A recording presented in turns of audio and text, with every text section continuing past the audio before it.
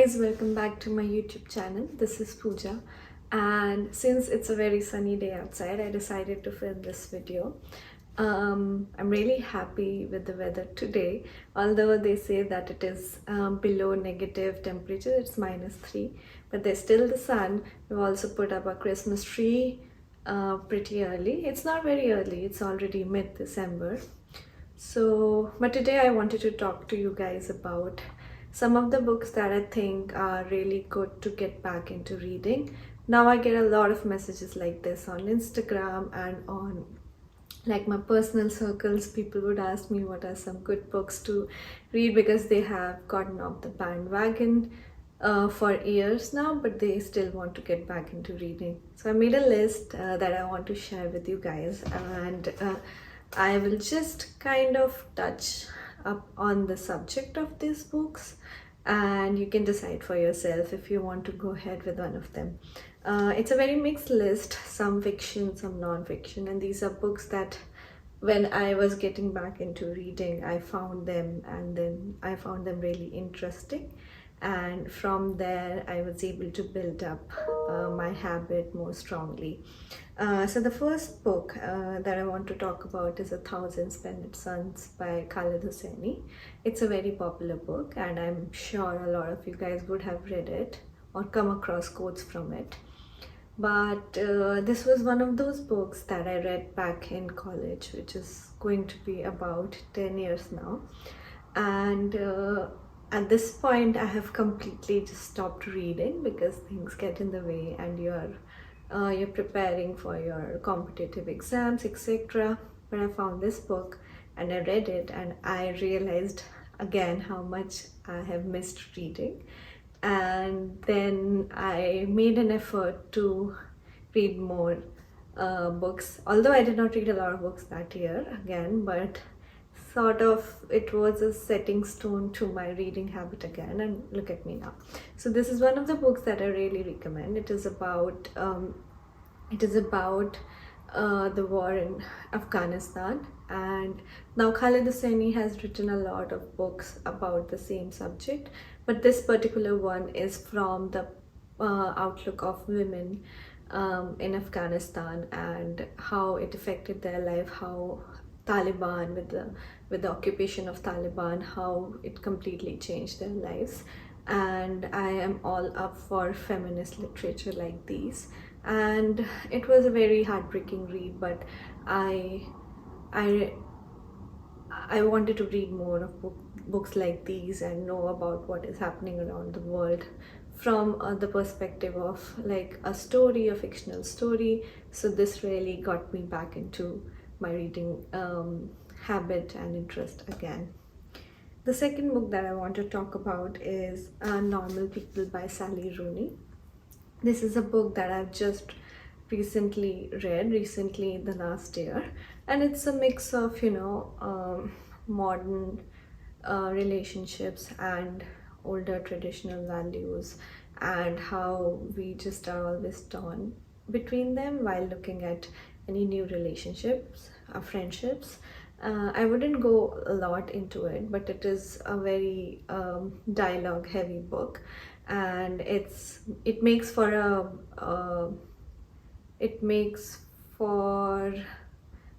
a nice book where you can underline the quotes and be interested and invested in the characters. The characters are flawed in their own ways, they are not perfect, and you can relate somewhat to it, and it's also a smaller, easy read in some sense, heavy on the head sometimes, but it's not too bad. So the third book that I want to talk about is The Giver by Louise Laurie. This is again a small book, and it is also very easy to read book because it's also advertised for kids.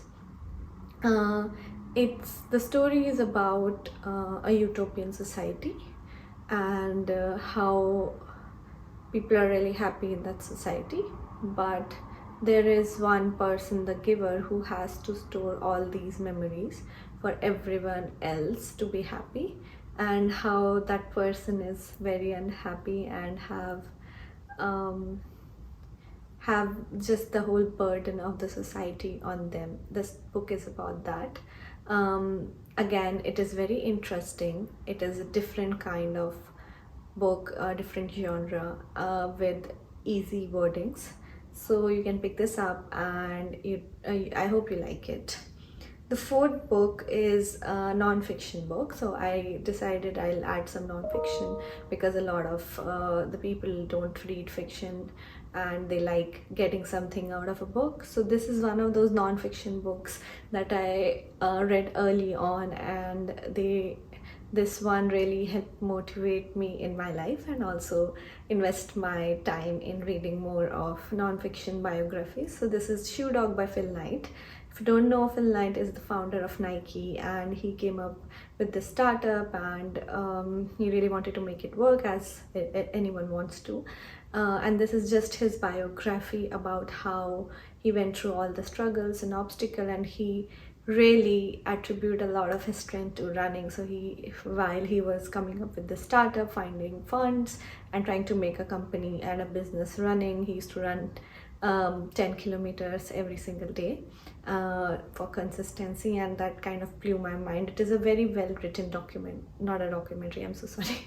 It is a very well written biography, and it's very fast paced and it motivates you, which is what I want from my books. So I always recommend it to everyone who comes to me. This is the first book that is top of my head. So yeah, I'll like you guys to enjoy it too. The fifth book is Homo Sapiens by Yuval Noah Harari. So Yuval Noah Harari is one of my very favorite authors. I probably read everything that is out there by him, and when I read this book, I remember I borrowed this book from someone in my office, and it's a thick book. It's 500 pages book. When I read this book, it completely changed my outlook about humans and my life, and how we have feelings, so we look at our lives as being larger than life and being the center point of the universe, but that is not true. We came here by some permutation, combination, evolution, and what is the history behind that. So we should not forget it, and there might come a time in our lives too where we need to remind ourselves that we are but only like a small part of this universe, and things happen. So it's a very enlightening and informative and enriching book, and completely changes your perspective towards how you look at your life and your being. The sixth book is Aristotle and Dante Discover the Secrets of Universe. This is a fiction book. This is about friendship, teenage friendship, and I'd mentioned this was a book that was gifted to me by Ria. Ria, if you're watching this, thank you. And it's a very wholesome story about two boys who are very good friends, who are best friends, and they're trying to navigate their teenage years, and hating each other, getting into fights, but also falling back to that friendship for support and whatever mess up life is throwing at them. And it is very wholesome, and I read it, I don't know when I read it, probably read it around these winter months itself, and I found it very cozy and wholesome. So yeah, I highly recommend it. And the last book on the list is Sweet Bean Paste.